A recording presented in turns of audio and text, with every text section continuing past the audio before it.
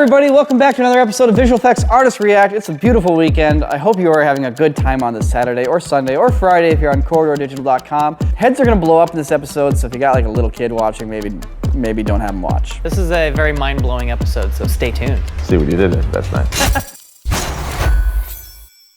You know this stealth explosion? Oh yeah, the best explosion you ever captured on film? Yeah.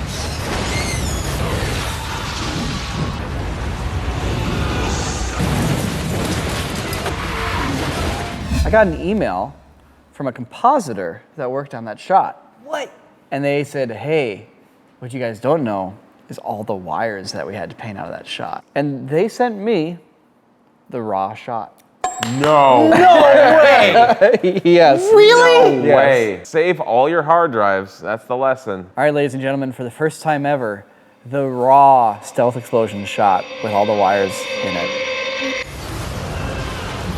Oh, wow. What the Okay. heck? Oh, that's a big wire. Oh, no. Yeah, right in front of everybody. Oh, no. Yeah, dang. Oh, man. Oh, my God. Really cool to see the raw footage with the Dude. wires and what's being like the crazy spider web they have going here. That had to be so hot. So the wire paint out was done by Brian Hannibal. He was working at a company in Santa Monica called Digital Magic. And he said that he painted these wires out by going forwards one frame and taking an area of the picture that was clean and going back one frame and pasting it in. If you guys are familiar with Photoshop, there's the clone stamp tool. You know, you pick one area of your picture and it's going to paint that area of your picture in the other spot where you click. The thing is, in After Effects, for example, there's a clone stamp tool, but you can have it pull that area of the picture from a frame before or a frame afterward when the wire was not quite there. You paint it back into that spot. And you do that by hand for all the lines, frame by frame. Said it took him a month. This is 18 seconds long, 432 frames. It's 14 a day. He's cranking through them. That's a lot of work, but what a sick shot. Brian, thank you so much for sharing this little bit of film history with us. And any other, compositors, VFX artists out there that happen to be sitting on some old clips, send them our way. Contact at corridordigital.com. No one cares about your NDA anymore. It's fine. Yeah, Send no it one to cares. us. Yeah, whatever you got on your hard drive there, any raw footage, yeah, shoot it over. We're gonna take a look at Adolescence, which is a show that features episodes that don't cut. It's one long, unbroken 1-hour performance. Now, are they hiding cuts? Are they really tricking us? Well, we're gonna take a look at one of the episodes here. Are we looking at stitched oneers, or is it actually one long take? Mr. Malik, How can I help? let's have a word with Ryan. Sir, at least stop the tape. Okay. Just 1 second, 1 second. Ryan, Ryan. go on.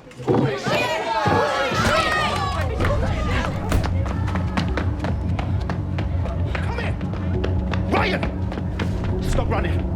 This one did kind of throw me a little bit because obviously there's a window there. The camera can't go through a closed glass window, obviously. But that also means that they are doing some sort of handoff here. That could have been a hidden cut right there. To play devil's advocate on this not being a hidden cut, there's probably an operator with the camera, runs up to the window, sticks it out, and there's a guy to the left of the window just waiting for it to come out and is like, shoo, poof, and keeps going. You can see how it comes out and there's immediate like a sharp right turn. So I did spot a little VFX mistake. Right below that middle blue beam, right on the little edge there on the wall, there is a orange tracking marker. It's been painted out for all frames except for right there. Oh, whoa! I just watched that appear out of nowhere. That's great. Wow. It's probably just the glass of the window. Like the frame all around it is probably actually there for real, and the window on the right is probably real. So they're just matching the smudges tracked in 3D space. Stop running! Sit the fuck down! What the fuck are you doing? Come here! Come here! Ooh, now we're to like shaky handheld mode.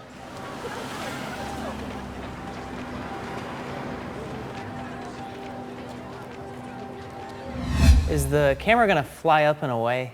Are they putting it on a drone right now? Oh, man. Oh, yeah. What's happening behind the camera? There's like 20 people. Like, People scrambling right now on the Scrambling. camera. Oh, it's a drone. See a little white piece of paper on the ground by the leaf? Yeah, right there. So they're getting the drone hooked up right now, getting the handle, the 4D into the drone. Zip tie, we're good. Last checks. All right, back it up. There it is. Zip, zip, zoom. So subtle. It's so subtle. You're now looking at a drone shot, even though it looks like it's still being handheld. I heard the. You know, good on them for not hiding a cut. Like these days, you're gonna do a oneer, do the oneer. Dude, hiding cuts is so passe. Don't do a edited film with just whip pans for cuts, please. I like it. I think this is rad. And you know what? I don't think there's any visual effects here outside of maybe like, you know, some shot stabilization and matte painting. Is the camera gonna come back down and then people are gonna keep using it? Is the camera gonna come back down and are people gonna keep using it? Can I have my camera back now? Dude, right now that same squad of 20 people is like running out of their cars or to catch this camera. So now the camera is close enough to the dude that it can't be flying anymore. So at some point it got low enough and some operators came in, grabbed the drone, probably just killed the props on it and are still just carrying the drone with the camera attached to it. I mean, we did that in our first person versus third person. Yeah, and that was 10 plus years ago? Yeah. I gotta say, I really appreciate the pacing of actual oneers. Imagine if one person just whiffs their line. Surely those types of mistakes happened at some point. Do they just roll it back and do the entire hour over again? I mean, I've seen plays where they didn't mess up. I mean, that's a good point. That is a good point. We have 3 weeks for one episode, right? So our first week is spent literally walking through scene by scene. Then we do the tech rehearsal with all the crew. Realizing what doesn't work. And then the last week, we get 10 chances to a day at shooting one take. In principle, this is just a 4-hour play without a stage that they're bound to. It's just very impressive that they pulled it off. Adolescence. Adolescence. In honor of Adolescence, I'll be doing this brand segment in one take. That means no VFX, no hidden cuts. And you're right, this video is sponsored by VESSI. VESSIs are the perfect shoe to handle whatever life throws at you. I'm wearing the weekend sneaker, which means that they're super lightweight and durable. Perfect for running around. They're actually also climate controlled, which means my feet will always be comfy, even if I've been on a hot and muggy trail or a cold and rainy city. Yeah, VESSIs are 100% waterproof. The most magical part about them being waterproof is the fact that if they get dirty, well, I can just grab a VESSI and, you guessed it, throw it into the wash. If you want your first pair of VESSIs to be 50% off, head over to vessi.com/corridorcrew. Back to React. Woo! Did you guys see the iPhone 16 commercial that has like the waving tube guy? The Spike Jonze commercial? It's always Spike Jonze, isn't it?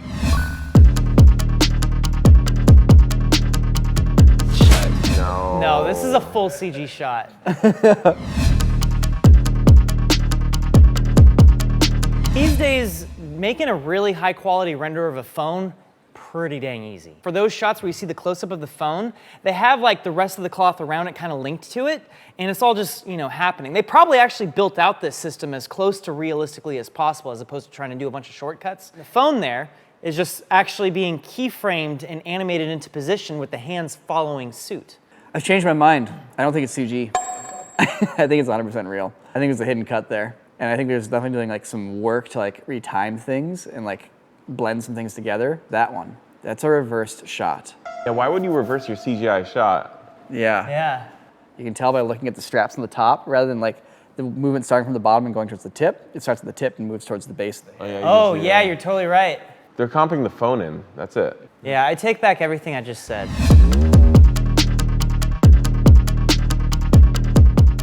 You could very easily do that as a full render and have all the cloth that's interacting with it be full CG. Yeah, I'm willing to bet those are CG cloths interacting with the phone. Apple does like to do a lot of this stuff as practically as possible. They have a reputation for doing that, but they also have a reputation for kind of hiding the visual effects they do include. Yeah, they do not want you to talk about their visual effects. But yeah, I do know from people who work on Apple commercials that Apple insists on filming the hardware for real. They do not want 3D renders of their phones. The thing about this that like threw me is it moves in ways that like feel so directed. Like it goes into the dance and then like the arm move right there moves in a way where it wouldn't move naturally, like with the way the wind would blow the arm out. Like it goes like this inwards. And then it does this weird like dip dance right there. They're just reversing parts of the footage. And then in the beginning shot, they're just doing match cuts and composited moments to go from forward stuff to going, oh, let's take this arm element and play it backwards. Honestly, the simplest answer is they probably filmed this thing a lot, and then they used the best shots. Yeah. Yeah, and you can also do, throw 2 strings in the butt and just pull it left and right so it does this stuff. Yeah, you're right. But Niko, you are I think incorrect about the iPhones being real in a lot of their stuff. The phone small in these shots is very clearly a little tracked-in CG phone. In all of their announcements, they're using these clearly rendered phones. What I've heard is that most of the times you think it's CGI, it's not. The other thing is that the screen of an iPhone isn't going to be photographed that nicely. When you take a picture of a screen, you get a little bit of that moire effect. I believe they are required to say on screen with a disclaimer that's a simulated image, and I'm not seeing it. I can see this being a real phone that they photographed, and they specifically put lights so that you get the reflected swing at the right moment. Like, this could very easily be a phone on a stand that they have rotating in. It's so obvious. Look at that. Well, I thought it was all CGI. I figured out right here live on this couch that it's not. You guys remember the movie Running Man, right? No, the movie's about the governor of California fighting the governor of Minnesota. There is a shot in this film. There's prisoners in this dystopian futuristic society, and they all have explosion collars on. So they try to run across the perimeter, their heads explode. Come back! And there's a shot of a guy running, trying to make it across the perimeter while they're hacking it. Unfortunately, the perimeter gets turned back on before he makes it, and his head explodes. And the question is, how did they do it? Oh, I see where this is going. Okay. Some of what we're looking at is a little too violent for YouTube, so you can go to the extended version of this on corridordigital.com. Just saying.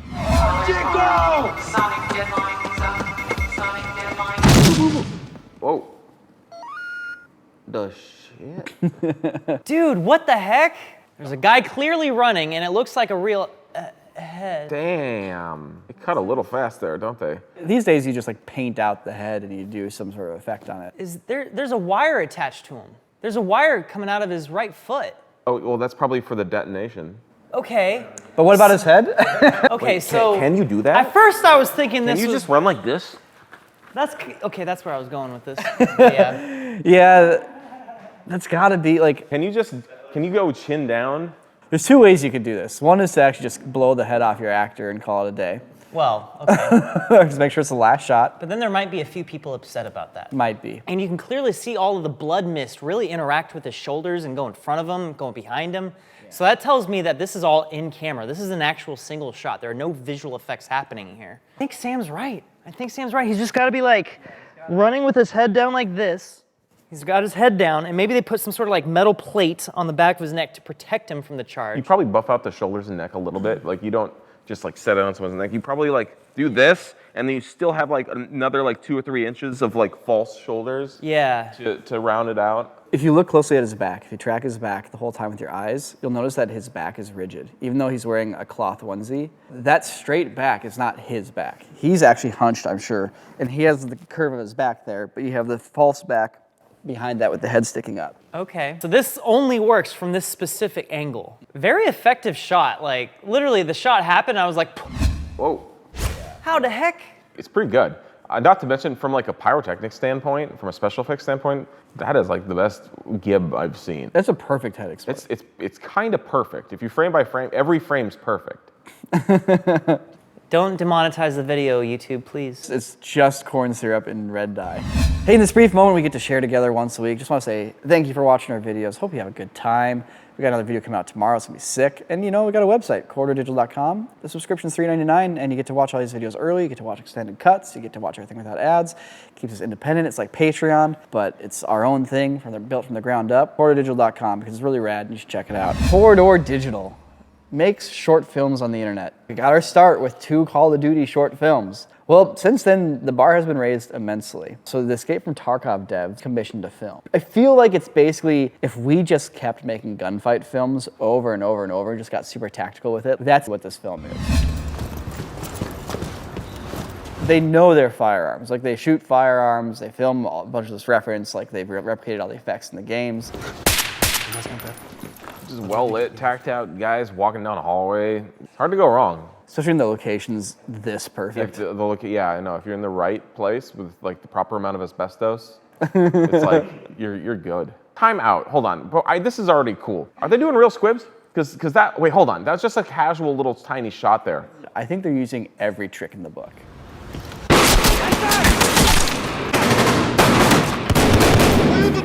Comped wall hits, smoke. 3D tracked smoke, okay. It's not 3D rendered smoke. They're 2D assets that are 3D tracked.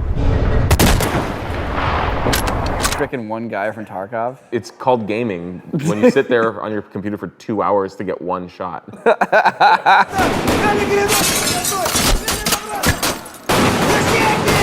had a lot of anticipation before he hit play.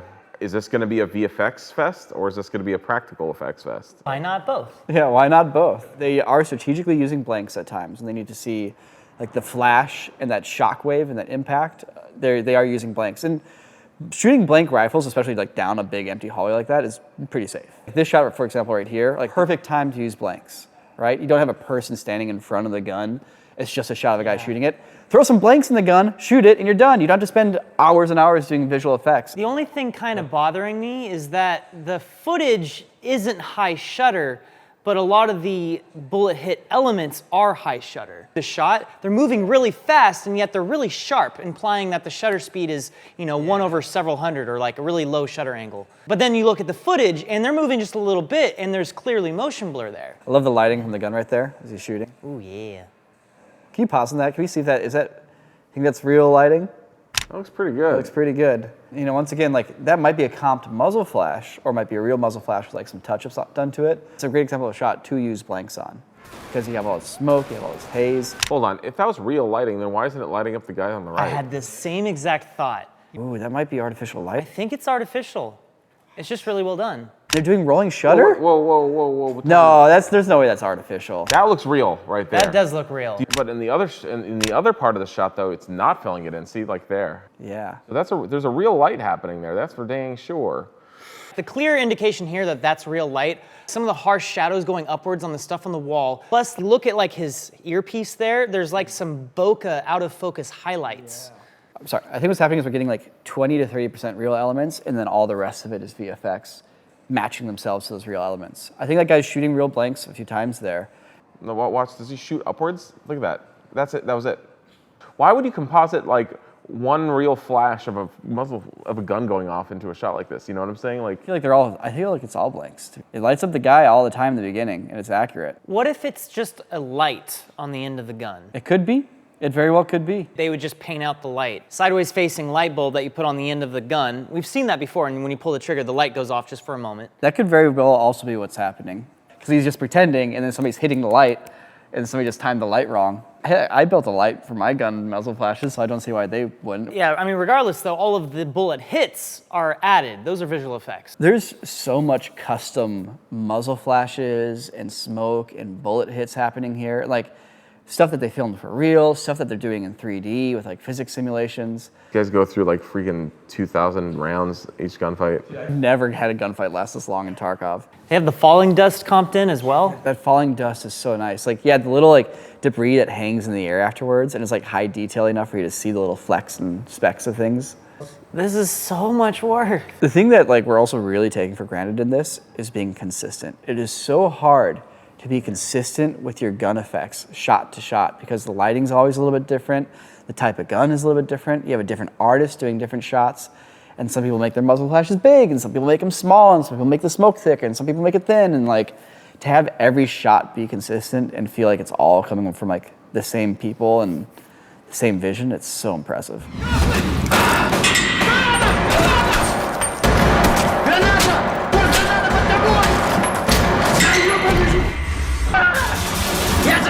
There's like there's a little bit of artistry in every single shot. Like that chart there. That looks pretty real. See that, like the smoke and the shell coming out there? That looks pretty real to me. Good luck trying to do that with effects. Like, that's pretty good. Getting the motion blur, the slide action, and yeah, good luck. Shoot a blank gun at that point. It's gotta be so loud on set. The first one's fake. No, it's not. Oh, look at, yeah, see how he's squinting? That's how you know it's real. See, look at that. Dang, dude. Look at that rolling shutter happen. You see that? See us clipping that? And this is a comp shot. That top half has been comped. Yeah. That's artificial lighting up there, and that's an artificial muzzle flash. Every single shot is a new shot that requires being tracked, all these elements added to it, polished, exported, and that's one of 500, if not more. And it goes from being like simple gun effects, it's like, oh, I need a muzzle flash, to like very, very complicated effects where the whole room is filled with fog and layers of smoke that are like distinct from each other. Yeah. And like then you have lighting through that, and like that's almost impossible to deal with. There's not enough story in the gunfight, unfortunately. The gunfight is basically just like, I'm pinned down, we got scavs down the hallway, shoot him, I'm taking fire, got him, all right, pushing up, got your corner, 2 on my left. It's just that nonstop. And it just, you could use a little more tactics. I'm just getting a little bit of gun action scene fatigue.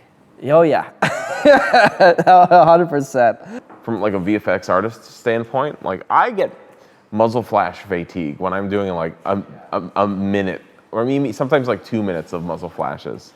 Like I'm sitting there going like, oh my gosh, why did I film such a long action scene? I'm on like smoke puff number 500. Yeah, it's like, do people really care to see this much smoke puff muzzle flash? Like at a certain point, you just go to the next shot and you just copy paste all the effects from the previous shot and just move them around to match the new locations of everything else. Like Yeah, that's what honestly. you do. It's like you turn it into a factory. Ugh, man. That's super Yeah. intense. Props to the effects team that worked on this. All right, in this brief time we get to spend together, it's my chance to share a message with you, and I just want to say, instead of subscribing, go out and get some exercise and eat a piece of fruit. All right, see you later. Thanks for watching, everyone. See you next week.